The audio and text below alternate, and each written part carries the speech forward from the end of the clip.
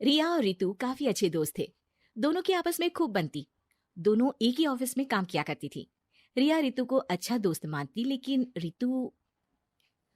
अरे रिया, तुम लोगों का अपना मकान नहीं है, क्यों नहीं तुम और नरेंद्र भी हमारी कॉलोनी में ही मकान ले लो? हाँ यार, आइडिया तो अच्छा है, लेकिन इतने पैसे आएंगे कहाँ से? अरे, हमारे होते हुए तुम्हें घबराने की जरूरत नहीं है। रुको, मैं अपने दूर के एक भाई से बात करती हूँ। उसका यही काम है, लोगों को घर दिलाना। थोड़ा सा कमीशन लेता है, लेकिन मार्केट के रेट से कम दामों में घर भी दिला देता है। अरे वाह, तुम अपने भाई से बात करो, मैं नरेंद्र से बात करती हूँ। रितु रिया के जाने के बाद अपने भाई को फोन करती है। अरे भाई, कोई मकान बिक रहा हो तो बताओ, मेरी एक सहेली को चाहिए। अरे है ना, पूरे 40 लाख का है। ओ भाई, ठीक है, फिर मैं उसे 45 लाख का बोलूंगी। दोनों मिलकर 5 लाख का आधा आधा बांट लेंगे, ठीक है? रितु रिया को मकान दिला देती है। लेकिन एक दिन उसका नया मकान देखने नरेंद्र की बहन आती है। अरे भैया, मकान तो अच्छा है, कितने का लिया? तुम्हारी भाभी की सहेली ने दिलवाया है। बड़ा ही ठीक रेट में मिल गया नीरू, सिर्फ 45 लाख का। तभी नीरू का पति बोलता है। नरेंद्र, ये तो बहुत महंगा है। मेरे दोस्त ने भी यही मकान सिर्फ 38 लाख में लिया है। चलो मैं तुम्हें उनके घर ले चलता हूँ। दोनों नरेंद्र की जीजाजी के दोस्त के घर जाते हैं, जहां उन्हें रितु का भाई मिल जाता है। क्या बात है, आपने हमें धोखे से महंगा मकान बेचा है। पता है कितनी मेहनत की कमाई का पैसा है? अब ये तो आप उन मैडम से पूछिए जिन्होंने आपको ये मकान दिलाया है। उनके कहने पर ही मैंने ये रेट लगाया था। अब नरेंद्र को रिया पर गुस्सा आ जाता है। वो रिया को कहता है, रिया, तुम्हारी सहेली रितु तो एक नंबर की चालबाज और धोखेबाज निकली। मैंने उसके कहने पर इस मकान के 7 लाख ज्यादा खर्च किया है। रिया को भी नरेंद्र की बात सही लगती है। वो चुप हो जाती है। अगले दिन रितु रिया से मिलती है। रितु, मुझे तुझसे ये उम्मीद नहीं थी। तुमने 38 लाख का मकान 45 लाख में हमें बिकवा दिया। रितु अपनी पोल खुलती देख जोर जोर से रोने लगती है। अरे मैंने क्या बुरा कर दिया, तेरा भला ही तो सोचा था। अरे तुझे उस प्रॉपर्टी डीलर की बात पर भरोसा है, लेकिन अपनी सहेली पर नहीं। रिया को रितु के आंसू सच्चे लगते हैं और वो उसे शांत करती है। अरे अच्छा, शांत हो जा, चुप हो जा।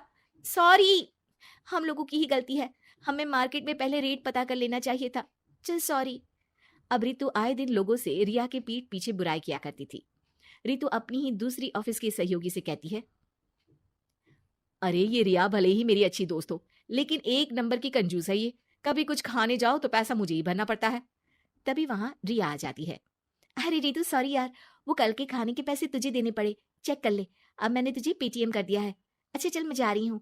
रिजाइन जो दे रही हूँ, बाद में बात करते हैं। रिजाइन? क्यों? तूने अपनी बेस्ट फ्रेंड यानी मुझे भी नहीं बताया, क्यों? अरे नहीं यार, ऑल सडन प्लान बना। दरअसल ये नया घर का ईएमआई निकालनी काफी मुश्किल हो रही है, तो सोचा घर पर ही कोई बिजनेस कर लूं। अब इतनी थोड़ी सी कमाई में हो नहीं पा रहा है ना। अच्छा अच्छा, क्या बिजनेस करेगी? देख, तू तो जानती है कि यहाँ मुझे सिर्फ 15,000 मिलता है, लेकिन घर में बच्चों का प्ले स्कूल खोलूंगी तो पूरे 4,000 एक बच्चे से मिलेगा। 10 भी आ गए बच्चे तो पूरे 40,000 की कमाई, वो भी घर पर रहकर। है ना अच्छा आइडिया? रितु कोरिया की बात से जलन होती है। वो कहती है, अरे फिर 10 क्या 50 बच्चे का ही सोचना। अरे कहाँ यार, घर में इतनी जगह कहाँ। सुन ना, एक काम करते हैं, हम मिलजुल कर किराए का मकान लेकर उसे सजाते हैं। फिर ज्यादा कमरे होंगे तो ज्यादा बच्चे आ सकेंगे ना। हाँ, लेकिन मैं एक बार नरेंद्र से पूछ लेती हूँ। रिया नरेंद्र को सारी बात बताती है। देख लो रिया, मुझे तुम्हारी इस सहेली में जरा सा भी विश्वास नहीं है। अरे नहीं नहीं, वो ऐसी नहीं है। मिलकर काम करेंगे, जो पैसे आएंगे आधे आधे बांट लेंगे। इसमें बुरा क्या है, काम भी अच्छा होगा। फिर क्या था, दोनों मिलकर काम शुरू करते हैं। पूरा कमरा बच्चों के हिसाब से सजा दिया जाता है। टीवी, फ्रिज, बेड और न जाने क्या क्या। तेरे और मेरे मिलाकर 2 लाख का खर्च हो गया। अरे कोई बात नहीं, पैसे कमाने के लिए इन्वेस्टमेंट तो करनी पड़ती है।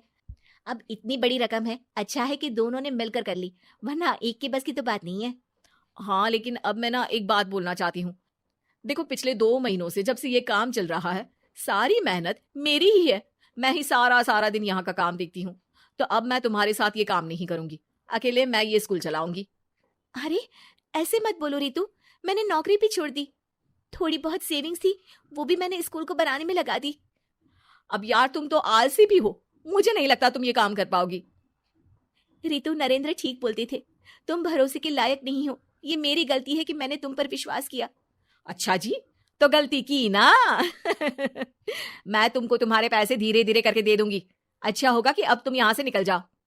बेचारी रिया सर झुकाकर घर वापस आ जाती है। नरेंद्र, वही हुआ जिसका डर था। रितु ने मुझे पार्टनरशिप से हटा दिया। मैं ये बात जानता था रिया, लेकिन मैंने तुम्हें इसलिए फोर्स नहीं किया क्योंकि जब तक तुम खुद धोखा नहीं खाती तुम्हें अकल नहीं आती। हाँ, लेकिन अब वही जो पहले सोचा था। और फिर क्या, रिया घर से ही बच्चों को संभालने का काम शुरू कर देती है। दोस्त होना भी जरूरी है। यार राहुल, कैसे हो? चलो कहीं घूमने चलते हैं। हाँ ठीक है, कहाँ चलेंगे? कहीं पहाड़ों पर? अच्छा आइडिया है। ठीक है, मैं बस की टिकट बुक करवा देता हूँ और अच्छा सा होटल भी देख लेता हूँ। ठीक है भाई, लेकिन जल्दी करो। लाइफ में इतना स्ट्रेस हो गया है कि कुछ दिन का रेस्ट तो बहुत जरूरी बन गया है। राज का शाम को फोन आता है राहुल के पास। राहुल, मैंने टिकट बुक करवा दिया है, आज शाम की ही बस है, जल्दी से सामान पैक कर लो। ठीक है, सामान तो मैंने पहले ही पैक कर लिया है। अब तो बस शाम का इंतजार है, जब हम बस पकड़ेंगे और निकल पड़ेंगे धर्मशाला की ओर। शाम को दोनों दोस्त बस स्टॉप पर मिलते हैं और फिर वहाँ से निकल पड़ते हैं शिमला की ओर। सुबह होते होते ये दोनों दोस्त शिमला पहुँच गए, जहाँ ये होटल पहुँचे और वहाँ से निकल पड़े पहाड़ों पर घूमने। राज, यहाँ पहाड़ों पर कितना सुकून है ना, दूर दूर तक सिर्फ और सिर्फ पहाड़ ही है और घूमने आए लोग भी यहाँ कितनी मस्ती कर रहे हैं। हाँ भाई, ये तो है। चलो कुछ खा ले। दोनों एक रेस्टोरेंट पे पहुंच गए। वहाँ इनकी रेस्टोरेंट चलाने वाले लड़के से दोस्ती हो गई, जिसका नाम जितेंद्र था। जितेंद्र, तुम यहाँ कब से हो और रेस्टोरेंट खोलने का प्लान कैसे बनाया?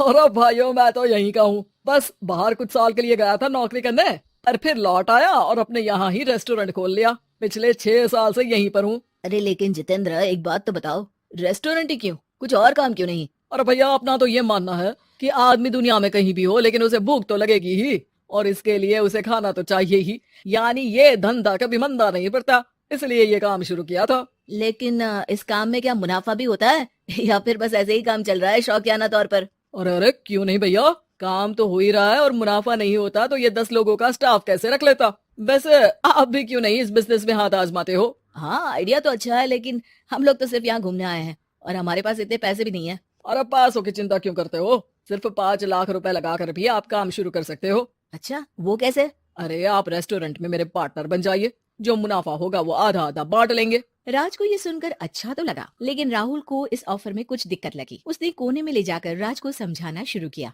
अरे राज, पागल मत बन, हम सिर्फ यहाँ घूमने आए हैं, ये ऑफर के चक्कर में क्यों पड़ रहे हो? कुछ काम शुरू ही करना होगा तो दिल्ली में शुरू करेंगे, यहाँ शिमला में क्यों? अरे बेवकूफ, दिल्ली में 5 लाख रुपए में कौन सा काम शुरू करेंगे? यहाँ शिमला में इतने कम पैसों में काम शुरू कर लेंगे और 1 साल में मुनाफा लेकर वापस भी चले जाएंगे। ओहो, अरे भाई तुम्हें जो करना है करो, लेकिन मैं इस बिजनेस में तुम्हारा साथ नहीं दे सकता। याद रखो, हम यहाँ सिर्फ घूमने आए हैं, कोई बिजनेस करने नहीं। और इस जितेंद्र पर वैसे भी मुझे ज्यादा भरोसा नहीं हो रहा है। अरे तुम्हारी यही तो दिक्कत है, तुम्हें किसी पर भी भरोसा नहीं होता, लेकिन मुझे तो है। मुझे पता है कि इतने कम पैसों में मुझे जितेंद्र अपना बिजनेस पार्टनर बना रहा है। अरे लेकिन क्या गारंटी है कि पैसे लेने के बाद जितेंद्र तुम्हें बेवकूफ नहीं बनाएगा? अरे मुझे तो है, मैं कुछ नहीं जानता। मुझे सिर्फ ये पता है कि जितेंद्र मेरे बारे में ज्यादा ना जानते हुए भी मुझ पर कितना भरोसा कर रहा है। मुझे तो लग रहा है कि इसके पीछे उसकी मंशा ठीक नहीं है। बाकी तुम्हें जो ठीक लगे वो करो, मैं तो आज शाम की ही बस से वापस जा रहा हूँ। ठीक है, तुम चले जाओ, लेकिन याद रखना कि आज के बाद मुझसे कभी बात करने की कोशिश मत करना। राहुल गुस्से में वहाँ से चला जाता है। दूसरी ओर राज और जितेंद्र साथ में मिलकर काम करने लगे। राज ने अपने घर से 5 लाख रुपए ये कहकर लिए कि जल्द ही वो 2 गुने पैसे कमाकर 6 महीनों में लौटा देगा। कुछ दिनों बाद, भाई जितेंद्र, तुमने 5 लाख रुपए तो ले लिया है, लेकिन काम में बहुत तेजी नहीं दिख रही है। अरे भाई, काम में थोड़ा समय लगता है, चिंता मत करो यार। हाँ वो तो ठीक है, लेकिन मेरे पैसों का तो कुछ हिसाब दो, कहाँ लगाया तुमने? अरे बड़े आए पैसों का हिसाब मांगने वाले, वो तो शुक्र मनाओ कि इतने कम पैसों में मैंने तुम्हें काम पर रख लिया है। क्या कहा तुमने? मुझे काम पर रखा है? अरे मैं तो तुम्हारा बिजनेस पार्टनर हूँ। बड़ा आया पार्टनर बनने वाला। औकात देखिए अपनी, 5 लाख में रेस्टोरेंट खरीद लिया है क्या? ऐसा है तो मेरे पैसे वापस करो, मुझे तुम्हारे साथ काम नहीं करना है। अरे पैसे कैसे, वो सब तो काम में लग गए। अब तुम्हें वापस जाना है तो चले जाओ, कोई पैसा नहीं मिलने वाला है। राज को अपने साथ होने वाले धोखे का एहसास हो चुका था, लेकिन तब तक देर हो चुकी थी। उसे अपने दोस्त राहुल की याद सताने लगी, जिसने पहले ही आगाह कर दिया था कि इस बिजनेस में धोखा है, लेकिन अब तो देर हो चुकी थी। राज को अब कोई रास्ता नहीं सूझ रहा था। जितेंद्र भाई, मेरे पैसे वापस कर दो ताकि मैं लौट जाऊं, मुझे अब तुम्हारे साथ कोई काम नहीं करना भाई। ये सुनते ही जितेंद्र अपने कुछ साथियों के साथ राज पर टूट पड़ा और उसकी जमकर पिटाई कर दी। राज बेहोश हो चुका था। जब उसने आंख खुली तो उसे अपने सामने पूरा परिवार, पुराना दोस्त राहुल भी दिखा। सभी को देखकर राज की आंख में आंसू आ गए। राहुल, मुझे माफ कर दो, अगर समय रहता मैं तुम्हारी बात मान लेता तो आज शायद ये दिन ना देखना पड़ता। अरे शुक्र मनाओ कि जान बच गई। वो तो भला हो एक आदमी का जिसने मुझे फोन कर दिया था, तभी तुम्हारी जान बच सकी। मुझे माफ कर दे दोस्त, तेरी सलाह ना मानकर मैंने बड़ी भूल की है। अरे अरे भाई, मेरे हाथ मत जोड़ो। बस ध्यान रखना कि अच्छा दोस्त आपको हमेशा अच्छी सलाह देता है, इसलिए दोस्तों की सलाह पर ध्यान देना चाहिए। सरस्वती के 2 बेटे हैं। बड़े बेटे राम की शादी रज्जू से हुई है और छोटे बेटे श्याम के लिए लड़की देखने का सिलसिला जारी है। एक दिन रज्जू की माँ का फोन आता है और उसकी सास फोन उठाती है। हेलो, कौन बोल रहा है? दूसरी तरफ फोन पर रज्जू की माँ लीलावती बोलती है। हेलो समधन जी, मैं लीलावती बोल रही हूँ, रज्जू की माँ। अरे नमस्कार समधन जी, कैसी हो? बहुत दिनों के बाद याद किया आज। यहाँ पर तो सब कुछ ठीक है, बस मेरी तबीयत थोड़ी खराब है। अगर बुरा न मानो तो एक बात बोलूं? अरे कैसी बात कर दी आपने समधन जी, आपकी बात का बुरा क्यों मानना, बोलिए बोलिए। मेरी कुछ दिन से तबीयत ठीक नहीं है और यहाँ पर मेरी देखभाल करने वाला कोई नहीं। क्या आप रज्जू को कुछ दिन के लिए मेरे पास भेज सकती हैं? ठीक है, हम रविवार को रज्जू को छोड़ जाएंगे। इतना कहकर सरस्वती फोन काट देती है और अपनी बहू को आवाज लगाती है। रज्जू, ओ रज्जू, जल्दी यहाँ आना तो। क्या हुआ माँ जी, कुछ चाहिए था क्या? अरे नहीं, कुछ नहीं चाहिए। अभी तुम्हारी माँ का फोन आया था, उनकी कुछ दिन से तबीयत खराब है, वो तुम्हें बुला रही है। राम को फोन करके कह दे कल की 2 ट्रेन की टिकट करा देगा, मैं भी जाऊंगी तुम्हारे साथ। इतना सुनते ही रज्जू राम को फोन करके सारी बात बताती है और 2 टिकट के लिए बोल देती है। शाम को खाने के टेबल पर सब रज्जू के जाने की बात करते हैं। तब रज्जू का देवर श्याम कहता है, भाभी आज बहुत खुश लग रही हो, मायके जाने की इतनी खुशी, उफ। खुश क्यों ना हो देवर जी, कितने दिन बीत गए अपनी माँ से मिले, और इस बार तो मैं महीना 2 महीना रह कर ही आऊंगी। जब आपका मन करे तभी आना।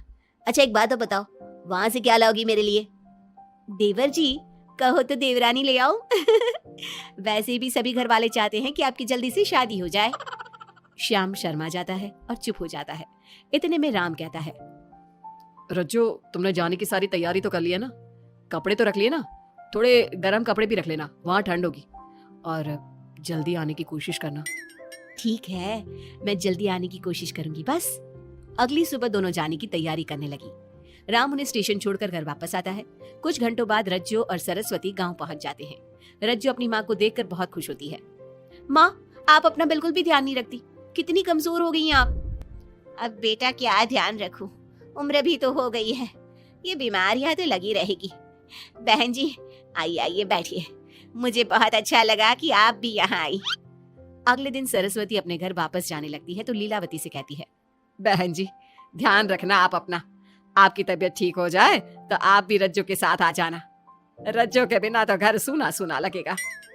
अब सरस्वती अपने घर आ गई और घर की सारी जिम्मेदारी भी उस पर आ गई। एक दिन वो कपड़े धोकर छत पर सुखाने जाती है। बाल्टी में से टपकता पानी सीढ़ियों को गीला कर देता है और नीचे उतरते समय रज्जू की सास यानी कि सरस्वती देवी का पैर फिसल जाता है और वो गिर जाती है।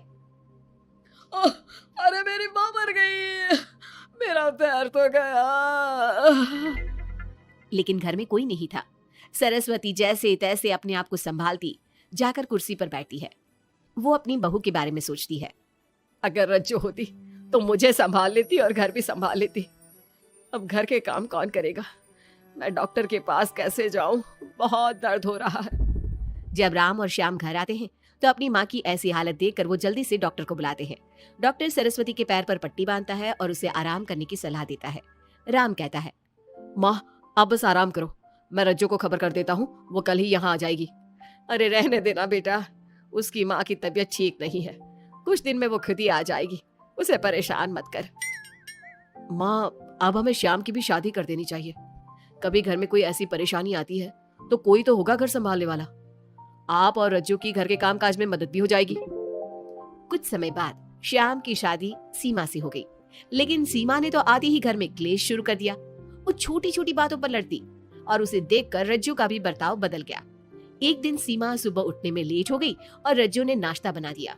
सभी अपने अपने काम पर चले गए। जैसे ही सीमा अपने कमरे से आई तो रज्जू ने कहा, तुम साफ सफाई कर लो, मैं कपड़े धोने जा रही हूँ, जल्दी काम हो जाएगा। रज्जू की बात सुनते ही सीमा आग बबूला हो गई और कहने लगी, आज मैं उठने में लेट क्या हो गई, आप मुझ पर हुक्म चलाने लगी।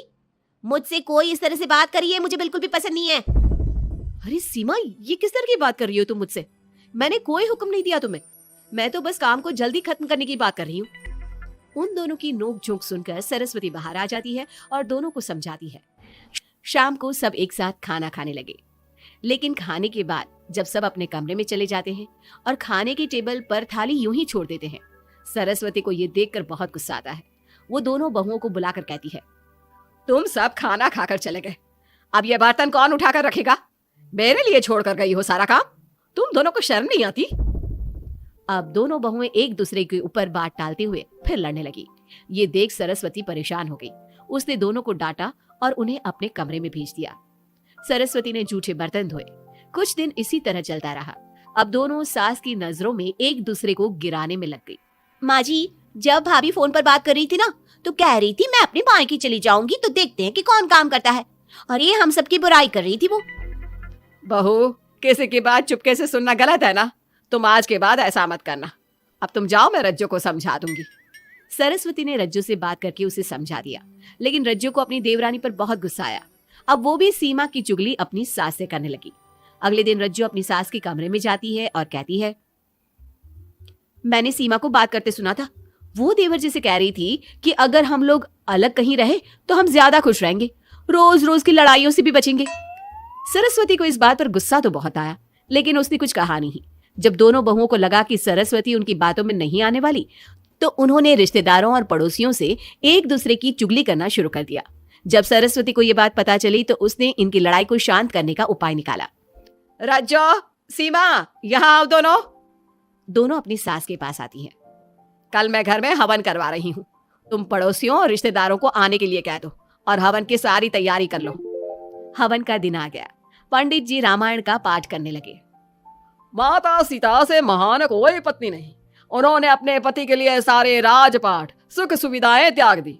अगर कोई पत्नी अपने पति को परिवार से अलग होने को कहती है तो वो पाप की भागीदार होती है, और बेटों को भी माँ से अलग नहीं होना चाहिए। सीमा पंडित जी की बात बहुत ध्यान से सुन रही थी और उनकी हाँ में हाँ मिला रही थी। ऐसे ही रामायण का पाठ अंतिम सीमा पर आ गया, जिसमें विभीषण के बारे में बताया गया था। अगर विभीषण अपने भाई का भेद न देता तो रावण का विनाश नामुमकिन था। पूजा खत्म होते ही सीमा बोल पड़ी। तभी तो मैं कहती हूँ, परिवार में आपसी प्रेम होना बहुत जरूरी है, लेकिन मेरी सुनता कौन है इस घर में? आपसी प्रेम की बात कौन कर रहा है, जिसने घर में आती ही लड़ाइयां शुरू करवा दी? दोनों में फिर से नोक झोंक शुरू हो गई। सरस्वती दोनों को चुप कराते हुए बोली, अरे चुप हो जाओ तुम दोनों, पड़ोसी क्या कहेंगे, सब सुन रहे हैं तुम्हारी बातें। तभी उनमें से एक पड़ोसन बोलती है, सरस्वती बहन, क्यों चुप करवा रही हो अपनी बहुओं को? हमें तो इनके बारे में सब कुछ पता है। ये दोनों हमारे घर आकर एक दूसरे की चुगली करती है। तुम्हारे घर की हर छोटी से छोटी चीज पता है हमें। आंटी जी, हमने अपना समझ के आपको कुछ बता दिया तो इसका मतलब ये नहीं कि आप सबके सामने हमारी सास से हमारी शिकायत करेंगी। आप तो सबसे बड़ी चुगलखोर हो। सीमा की बात सुनकर सभी पड़ोसन उन्हें बुरा भला कहने लगी। उनकी बातें सुनकर दोनों बहुएं सबके सामने बहुत शर्मिंदा हुई। जब सब उनके घर चले गए तो सरस्वती ने अपनी बहुओं से कहा, अब तुम दोनों को तो बहुत खुशी होगी कि सारे मोहल्ले की औरतें हमारे ही घर में खड़ी होकर हमें ही सुनाकर चली गई। हमें काफी साल हो गए यहाँ रहते हुए, लेकिन आज तक किसी में भी इतनी हिम्मत नहीं थी कि हमसे ऊंची आवाज में भी बोल पाए। लेकिन आज तुम दोनों की वजह से ये सब हमारी बुराई कर रहे हैं। तुम दोनों ने ये सब अच्छा नहीं किया। सीमा, तुम्हारे इस घर में आने से पहले हम सब बहुत प्यार से रहते थे, लेकिन ये सब लड़ाइयाँ तुम्हारे आने के बाद शुरू हुई है। आज के बाद तुमने घर में किसी से भी झगड़ा किया तो मैं तुम्हें तुम्हारे मायके छोड़ाऊंगा, समझी तुम? ये बात सुनकर सीमा रोने लगी और सबसे माफी मांगने लगी। पंडित जी भी ये सब देख रहे थे। उन्होंने सबको शांत करवाया। कृपया आप सभी शांत हो जाइए, गुस्से से तो बात और बिगड़ जाएगी। अगर आप दोनों बहुएं मिलकर रहती, घर की बात घर में रखती, तो कोई आपसे कुछ कहने की हिम्मत नहीं करता। आज आपको इस बात का एहसास तो हो ही गया होगा। औरत ही तो होती है जो मकान को घर बनाती है। अब भी कुछ नहीं बिगड़ा, आप दोनों प्यार से रहो, आपके पड़ोसी और रिश्तेदार अपने आप चुप हो जाएंगे। पंडित जी की बात दोनों बहुओं की समझ में आ गई। अब दोनों प्यार से रहने लगी। इसी तरह समय बीत गया। अब पड़ोस की औरतें उनके प्यार की मिसालें देने लगी।